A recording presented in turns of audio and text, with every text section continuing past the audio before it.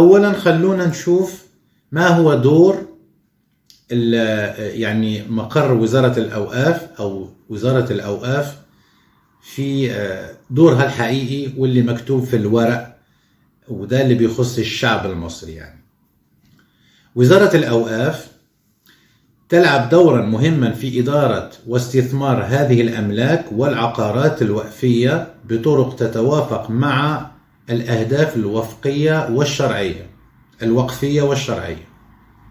تمام؟ يتم توجيه عائدات هذه الاستثمارات نحو مشاريع تعود بالفائدة على المجتمع. يعني دور الأوقاف إنها بس بتدير هذه العقارات أو الأوقاف لمصلحة الشعب.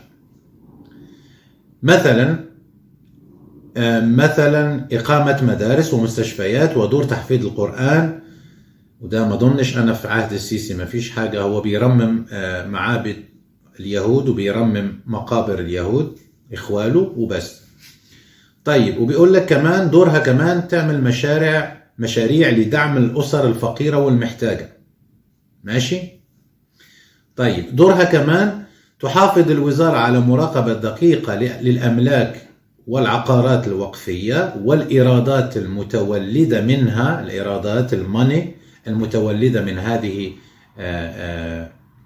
الإيرادات الوقفية يعني، وذلك لضمان تحقيق الفائدة القصوى منها وفقا للأهداف الخيرية المحددة. هذا يساهم في توفير المزيد من الخدمات الاجتماعية والتنموية للمجتمع، ويسهم في تحسين ظروف الحياة للفقراء والمحتاجين. ده يا حضرات اللي مكتوب في الورق. أنا بعض الرسائل اللي بعض الإخوة الكرام اللي بيتابعونا من جوه مصر بعتوا لي بعض الرسائل، أحاول إني أخذ رسالة منها ونحلل الكلام، واكتبوا لي في التعليقات رأيكم في كلام هذا الرجل أو هذا الشاب من جوه مصر، وفي نفس المنطقة، بيسكن في نفس المنطقة اللي حصل فيها الحريق. قلنا الحريق نشب في مقر الأوقاف في الطابق الرابع، شارع صبري أبو علم، وسط القاهرة 5 شارع صبري أبو علم. ماشي؟ بيقول أستاذ إدريس: المبنى أساسا فاضي والموظفين اللي فيه راحوا مقر الوزارة الجديدة في العاصمة الإدارية الجديدة. أنا آسف، حغير الكلام اللي مكتوب لي في الرسالة، أنا بسميها العاصمة الإسرائيلية الجديدة مش العاصمة الإدارية. وبيقول إنه الحريق تم السيطرة عليه حذر فزر، يعني قال لك في 1.5 ساعة. ده شاهد عيان كان في عين المكان. الساعة الأولى تم الإطفاء بالسرعة، وبيستغرب بيقول من شهور فاكرين السيسي في حريق الكنايس، وكان بيقول زي ما قلنا يعني ماس كهربائي. أنا بقرأ من اللابتوب على فكرة. ماس كهربائي، واحنا فاكرين الحوادث دي الإسعاف والمطافئ ما جاتش بعد ساعات طويلة، زي ما يكون الأمر متعمد. طبعا أنا ممكن أقول لكم ده. المهم، لكن هنا بيقول لك في ساعة تم السيطرة على الحريق بسرعة قدام الناس، والناس صورت بالموبايل، وهو كمان صور وبعت لي بعض الفيديوهات. ماشي؟ طيب، فبيقول إنه المبنى حسب ما بيقول إنه المبنى من شهر يوليو اللي فات، أول أسبوع في يوليو اللي فات، يعني من شهر تقريبا، هناك حركة غريبة لبعض السيارات السيادية التي تقوم يعني بزيارة المقر في مواعيد غير مواعيد الشغل. فأنا بيقول أنا برأيي إنه تم يعني نقل كل المستندات وكل الأجهزة من هذا المقر، وتم ترحيل أو الانتقال إلى مكتب الأوقاف اللي هو في العاصمة الإدارية أو العاصمة الإسرائيلية الجديدة لعبد الفتاح الجعر. فبيقول إنه فضوا المبنى من الموظفين في يوليو لغاية ما حرقوه امبارح. والغريبة إنه يوم السبت ما فيش حد يعني في المبنى أساسا. ويتساءل بيقول لك يا سيدي في حاجات كتير حصلت قبل الحريق وقبل الإطفاء. وبيقول أستاذ إدريس في لازم على الشباب يعرفوا إنه في حاجات غريبة حصلت في هذا المبنى، وكان انتشار مخبرين قبل الحادث. وأنا برأيي بيقول كل ده بهدف الاستيلاء على جزء أساسي من ثروة مصر، جزء مالوش مثيل. ووزارة الأوقاف والمبنى اللي بتحتفظ فيه وزارة الأوقاف بالحجج، يعني بالحجج وكل المستندات الورقية والرقمية. طبعا هو لما حيكون الحريق حيكون شوية لابتوبات، في لابتوب هنا لابتوب هنا، أجهزة، بعض الحجج رقمية، حتى لو حرقوا بعض الكمبيوترات يعني كمبيوتر ولا 3 ولا 10 حتى ما فيش مشكل يعني. طيب في الرسالة بيقول الأوقاف التي سبق أن أوقفها أهل الخير على خدمة المشاريع العامة في مصر، ودي على خدمة المشاريع ودي سندات ملكية لأكبر ثروة عقارية من الأراضي والمباني في مصر، الإشراف عليها وإدارتها ترجع لوزارة الأوقاف. وكانت أصول وحجج الأوقاف بتثبت أن هذه الثروة ملكا للشعب المصري. مش بس أصول الحجج، لا، ده حسب النوعية. في أغسطس 2019 في كمان حاجة اسمها الأطلس أو السجل العام. كل ده كان في الدور الرابع لوزارة الأوقاف. أعلنت في أغسطس 2019 أنها انتهت من توثيق، يعني وزارة الأوقاف أعلنت في 2019 أنها انتهت من توثيق وتسجيل هذه الثروة في أطلس من 92 مجلدا. تضم هذه المجلدات جزءا من الثروة اللي بتديرها وزارة الأوقاف. قال لك يا سيدي في جزء عبارة عن 256 ألف فدان أراضي زراعية، في كمان 120 ألف وحدة عقارية متنوعة ما بين سكنية وإدارية واستثمارية. وتقدر هذه الاستثمارات بحوالي 65 مليار دولار. افهموا بقى بنحرق المقر ده ليه؟ اكتبوا لي في التعليقات. المهم حسب الأوقاف 2019 بيقولوا 256 ألف فدان أراضي زراعية و120 ألف وحدة عقارية متنوعة، فيها اللي إدارية وفيها الاستثمارية وفيها حاجات كتيرة، وقدرت ب 65 مليار دولار. في كمان 256 ألف فدان اللي هم حوالي 3% من إجمالي مساحة الأرض الزراعية في مصر، ماشي؟ و120 ألف مقر، ده غير مناطق على بعضها باللي فيها يعني، وقيمتها تريليونات الدولارات.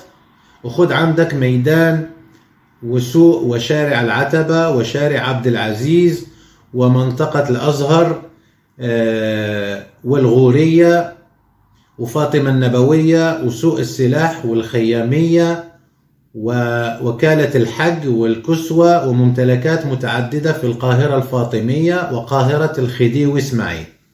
تخيلوا المقر اللي اتحرق ده فيه كل المستندات وكل الأوقاف والحجج، فيهم حتى اللي باللغة التركية مترجم للغة العربية من أيام الحكم العثماني. طيب فيها كمان القصور، قصور الأمير محمد علي والملك فؤاد وبقية العيلة المالكة في كفر الشيخ وغيرها من محافظات مصر والمنطقة الأثرية في المسلة، وقصور متعددة وأسبلة ومساجد، وفي مساجد أثرية وخلاف ذلك. وفي خارج مصر تدير وزارة الأوقاف حوالي 15 منشأة وقصر أثري في جزيرة أوتاش، تنطق كده يعني أوتاش، معرفش أنا صححوا لي، أو أوز أوتاش كما تنطق أحيانا، وجزيرة كفالة. الجزيرة دي بيقول لك يا سيدي كل المستندات والحجج باللغة التركية التي تم ترجمتها بالعربية. كل دي ممتلكات أوقفها أبناء مصر لأعمال الخير، ودور الوزارة هو إدارتها لاستثمارات الأوقاف. فكل ده يا حضرات اللي ذكرناه، وأنا بشكر الشخص اللي بعت لي المعلومات دي، في معلومات كتيرة أنا ما بعرفهاش يعني، وآسف لو غلطت في أي كلمة كده ولا كده بالنسبة لاسم الجزيرة أو حاجة زي كده. المهم بيقول لك تعالوا بقى دلوقتي يا أستاذ إدريس نفهم ليه بالذات وليه دلوقتي قبل الانتقال أو بعد الانتقال إلى العاصمة الإدارية ونقل كل الحاجات اللي في المقر ده إلى المقر الجديد لعاصمته الإدارية للسيسي. أوكي، حسب وجهة نظر الأخ الكريم بيقول إنه اتعمل الحريق عشان يقولوا بعدين إنه اتحرق، عشان كل الحجج دي والسجلات يقولوا عليها اتحرقت في المقر القديم. وبيقول الشخص الكريم اللي بعت لنا الرسالة: أنا بأكد لحضراتكم ولكل متابعين قناتك أستاذ إدريس إنها ما اتحرقتش. ده مش كلامي أنا، الراجل بيقول أنا متأكد، وده ساكن يعني في المنطقة يعني، وشاف كل حاجة، وشاف تحركات غريبة خلال شهر يوليو، وعربيات بتنقل في توقيتات توقيتات غريبة. هم الحرامية دايما يعني في الضلمة يعني هم.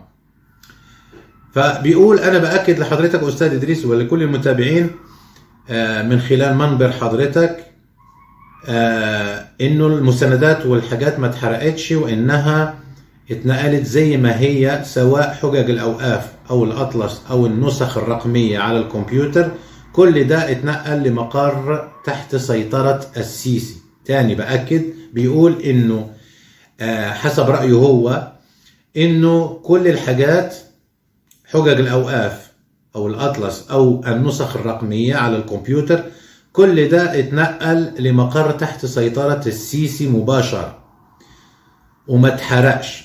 هم بيقول هم عايزين يوهموا الشعب إنه اتحرق عشان يبيعوا ويبددوا ويبرطعوا في ممتلكات الشعب، ولما الشعب يسأل يقولوا إنه الظاهر إنه اتحرق، صدق ولا ما تصدقش، اتحرق في مقر الوزارة القديم. فالمسائل دي تمت بطريقة مضبوطة وتم السيطرة على الحريق، لكن أهالي كتير في المنطقة بيأكدوا إنه المقر فاضي ومفيش ولا حاجة مهمة، وإنه في طرطيش كلام إنه ممكن الجهات اللي كانت بتعمل تحركات خلال شهر يوليو الماضي إنهم فعلا تم وضع هذه المستندات الورقية والرقمية المهمة من تاريخ يعني من زمان، تم وضعها في مقر يعني تابع للسيسي شخصيا، زي صناديقه. فاكرين الصناديق؟ كل مرة بيفتح صندوق بيقول لك فتحنا صندوق، من غير صندوق تحية مصر بيقول لك فتحنا صندوق، ومين المسؤول عليه؟ السيسي. مين المسؤول على الطب؟ السيسي. مين المسؤول؟ يا راجل ده قال لكم مسؤول على دينكم، قال لكم انتوا مسلمين في البطاقة وبس، لازم تراجعوا نفسكم. مصيبة سودة. هذا السيسي سرطان ضرب الجسد المصري وجسد الوطن العربي كله من المحيط إلى الخليج، وعلينا التخلص منه في أقرب وقت ممكن وعلى يد الشعب. وتأكدوا أن كل الشعوب من المحيط إلى الخليج قلوبها معكم.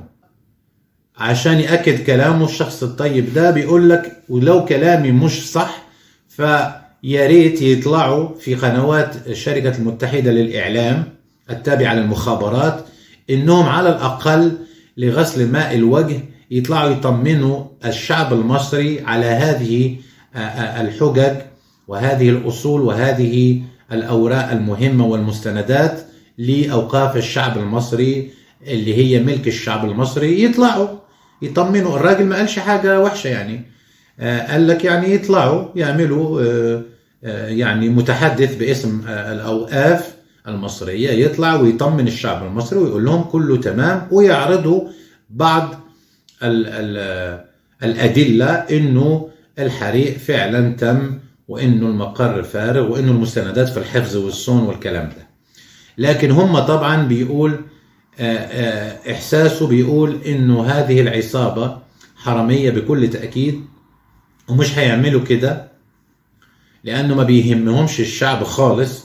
آخر حاجة بتجيهم في الحسبان هو الشعب، ولازم علينا كشعب مصري بيقول لازم نحرص منهم، وعلى أي حال في نسخ من هذه الحجج لازم تكون محفوظة في أماكن أخرى من العائلات أو عائلات الأوقاف، يعني أوقفوا هذه الممتلكات على أعمال الخير ومحفوظة في سجلات المحاكم، وفيه صور وإشارات لتفاصيل هذه الحجج والأوقاف في كتابات وإصدارات المؤرخين والباحثين. والموضوع الحقيقة عايز جدية وعايز تكاتف من العلماء والخبراء والقانونيين لإعادة توثيق ثروة مصر من الأوقاف، هذه الثروة التي لا ينبغي ولا يصح أن نتركها نهبا لعصابة العسكر.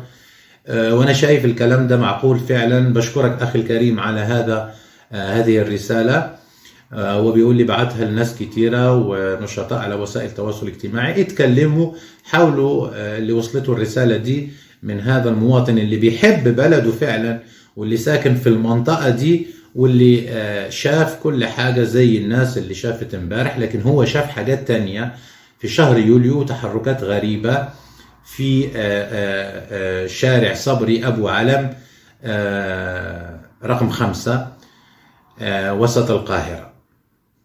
كان كل هذا وأنا بقول لكم دي من عندي، أنا بقول لكم وكتبت لكم في المنتدى من شهرين كده، ترقبوا من هذه العصابة العسكرية تعمل أي حاجة، وافتكروا قطارات طوخ وطهطة وحوادث القطارات وهدم المنازل، أو بيقولوا إنه اتهدمت لوحدها والحاجات دي، زائد الحرائق، حريق الكنائس، حريق المساجد، كل ده سجلوها عليا. كونوا حذرين يا شباب مصر، وأي تحرك كده ولا كده حاولوا تتزحزحوا تعملوا حاجة، ثوروا يرحمكم الله، والسلام عليكم ورحمة الله تعالى وبركاته. انتوا عايزين انتوا مين؟